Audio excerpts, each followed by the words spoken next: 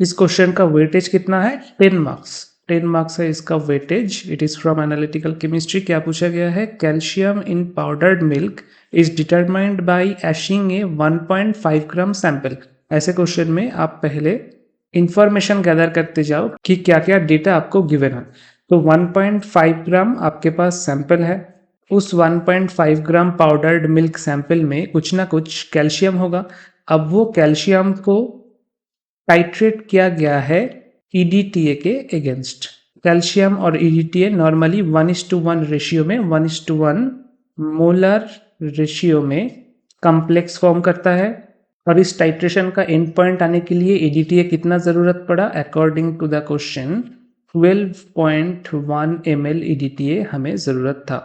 But titration से पहले हम क्या करते हैं? जिससे टाइट्रेशन करेंगे उसको स्टैंडर्डाइज करते हैं। EDTA को स्टैंडर्डाइज करने के लिए normally zinc acetate solution use किया जाता है। According to the question zinc solution कितना लगा है?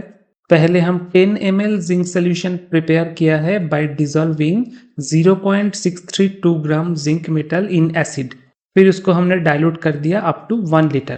तो जिंक लिया था हमने, जिंक मेटल लिया था 0.632 ग्राम और उसको वॉल्यूम मेकअप कर दिया था 1 लीटर सोल्यूशन बनाने के लिए। इस 1 लीटर सोल्यूशन से 10 ml सोल्यूशन उठाया था और उसको टाइट्रेट किया था अगेंस्ट EDTA। कितना आया था? 10.8 ml EDTA वाज रिक्वायर्ड। इसको टाइट्रेट करने के लिए 10.8 ml EDTA रिक्वायर्ड था 10 ml जिंक को कंज्यूम करने के लिए। तो अब क्योंकि ये MCQ नहीं है, 10 मार्क्स का क्वेश्चन है, आप लिखना कैसे चालू करोगे? You will start from here कि सबसे पहले आपने जो जिंक सोल्यूशन बनाया था कि वी नो डेटा गिवन रहेगा। क्वेश्चन पेपर के एकदम शुरुआत में जो बहुत सारे डेटा होता है वहां पे कहीं पे जिंक का मॉलिक्यूलर वेट गिवन रहेगा कि 65.38 ग्राम। ठीक है, so we know molecular weight of zinc is 65.38 gram. So हमने कितना लिया था? 0.632 ग्राम जिंक मेटल। इतना gram zinc equals to 0.632 by 65.38। हम मोल पे जा रहे हैं। कितना मोल जिंक हो जाएगा ये? It will be equals to 0.0097 mole zinc. अब इसको हमने डिस्टिल्ड वाटर मिला के डाइल्यूट किया है अप टू 1 लीटर, लेकिन उसमें से काम में कितना आया है? 10 ml EDTA को स्टैंडर्डाइज करने के लिए। सो अगले लाइन में हम ऐसे लिखेंगे कि according to the question 10 ml of 0.0097 molar, इसको आप ऐसे भी लिख सकते हो, ब्रैकेट में मोलर ना लिखे, ऐसे कैपिटल M। तो इतना molar zinc solution was titrated against, कितना EDTA लगा था?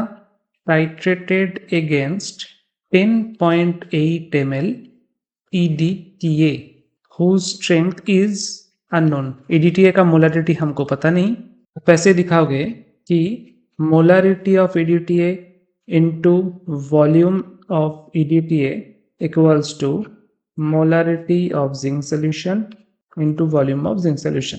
नेक्स्ट लाइन में EDTA का मोलरिटी यही हमको निकालना है इनटू वॉल्यूम कितना कंज्यूम हुआ था according to the question 10.8 ml। Molarity of zinc है 0.0097 इनटू वॉल्यूम कंज्यूम हुआ था 10 ml। So in the next line molarity of EDTA equals to 0.00898 molar. अब हम कैल्शियम के टाइट्रेशन पे जाएंगे, तो आप वहां पे कैसे रिप्रेजेंट करोगे इस टाइट्रेशन को? नॉर्मली EDTA क्या है? Normally EDTA is ethylene diamine tetra acetate, है ना। ये इसका स्ट्रक्चर है CH2C double bond O minus, यहाँ पे भी CH2C double bond O minus, left hand side में भी ऊपर और नीचे CH2C double bond O minus, ये ग्रुप रहेगा। तो इन चारों पार्टों में जो हाइड्रोजन था जिसको हमने माइनस से दिखा दिया, OH था, उसको हमने O माइनस से दिखा दिया, तो हाइड्रोजन एक एक था। तो उन 4 हाइड्रोजन को एकोमोडेट करके अगर हम EDTA के बाकी पार्ट को Y ऐसे इमेजिन करें तो EDTA का फॉर्मूला क्या होता है? क्रूड EDTA का फॉर्मूला होता है H4Y, जहाँ पे Y है 4 हाइड्रोजन एटम को छोड़ के बाकी पार्ट। लेकिन नॉर्मली EDTA हमारे लैब में जो रहता है एज सोडियम सॉल्ट, उसका फॉर्मूला होता है Na2H2Y। तो आप सोचो Na2 का 2Na प्लस तो सोल्यूशन में रहेगा, तो एक्चुअल EDTA रिएक्शन कौन सा पार्ट करेगा? H2Y2 minus. तो कभी भी आप रिएक्शन जब दिखाओगे तो आप इस पार्ट के साथ रिएक्शन दिखाओगे। सो अभी तक जो मैंने लिखा ये सब आपको एग्जाम में एक्चुअली लिखना नहीं है। आपको नेक्स्ट स्टेप में क्या लिखना है कि we know that Ca2 plus ion reacts with EDTA salt bracket में H2Y2 minus in a 1:1 molar ratio. नीचे थोड़ा सा दिखा देना ऐसे कि Ca2 प्लस H2Y2 माइनस क्या हो जाएगा? CaY2 minus plus 2H plus. अब नेक्स्ट लाइन पे आप पहले ये सोच के बताओ कि 1000 ml अगर 1 मोलर EDTA सोल्यूशन है, क्योंकि कैल्शियम और EDTA सॉल्ट 1:1 मोलर रेशियो में रिएक्शन कर रहे हैं, so 1000 ml 1 molar EDTA will be equivalent to 1 mole, exactly 1 mole of calcium. So इसी लाइन को लिखेंगे, इसी लाइन को हम लिखेंगे कि so we can write that नीचे 1000 ml 1 molar EDTA equivalent to 1 mole of calcium 2+ ions. But according to the question कितना ml EDTA कंज्यूम हुआ था? आप एक बार क्वेश्चन में जाओ। According to the given data titration के लिए 12.1 ml EDTA रिक्वायर्ड था, और स्ट्रेंथ कितना था? हमने अभी अभी निकाला, स्ट्रेंथ था 0.00898 मोलर। तो नेक्स्ट लाइन में आप लिखोगे कि तो 12.1 ml ऑफ 0.00898 इतना molar EDTA solution equivalent to कितना मोल ऑफ कैल्शियम होगा?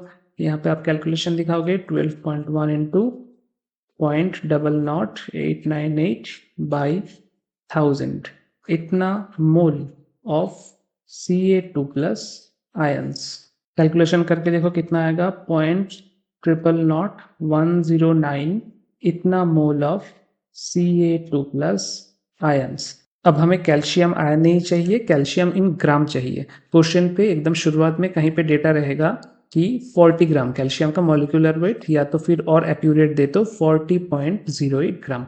सो इन द नेक्स्ट लाइन हम क्या लिखेंगे, 0.00109 इंटू 40.08 इतना ग्राम ऑफ कैल्शियम।